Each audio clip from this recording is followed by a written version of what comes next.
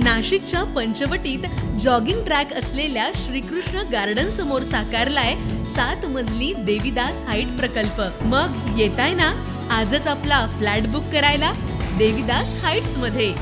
आमचा मोबाईल क्रमांक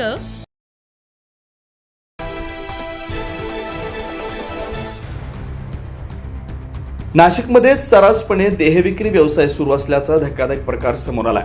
शहरातील मुंबई नाका परिसरात असलेल्या एका बंगल्यामध्ये महिलांकडून देहविक्रीचा व्यवसाय करून घेतला जात असल्याची गोपनीय मध्यवर्ती गुन्हे शाखा आणि अनैतिक मानवी वाहतूक प्रतिबंधक कक्षास माहिती मिळालेली होती। मिळालेल्या माहितीनुसार अनैतिक मानवी वाहतूक प्रतिबंधक कक्षाच्या पथकानं एनजीओ प्रतिनिधींसोबत सदर ठिकाणी छापा टाकला।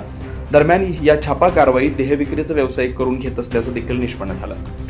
या दरम्यान एका पीडित महिलेची सुटका करण्यात आली आहे। देहविक्रीचा व्यवसाय करून घेतला जात असल्याप्रकरणी संजय शर्मा आणि कृष्णकुमार यादव यांच्या विरोधात मुंबई नाका पोलीस ठाण्यात गुन्हा दाखल करण्यात आला। पुढील तपास मुंबई नाका पोलीस करतात। सदरची कारवाई गुन्हे शाखा पोलीस उपायुक्त किरण कुमार चव्हाण, सहाय्यक पोलीस आयुक्त संदीप मिटके यांच्या मार्गदर्शनाखाली मध्यवर्ती गुन्हे शाखेचे पोलीस निरीक्षक योगेश देशमुख, सहाय्यक पोलीस निरीक्षक विश्वास चव्हाणके, पोलीस हवालदार लीला सुकटे, पोलीस हवालदार वैशाली घरटे, एनजीओचे तुषार सूर्यवंशी, प्रियदर्शनी पवार यांच्या पथकाने केले। 9 न्यूज महाराष्ट्रासाठी प्रतिनिधी इसाक कुरेशी, नाशिक।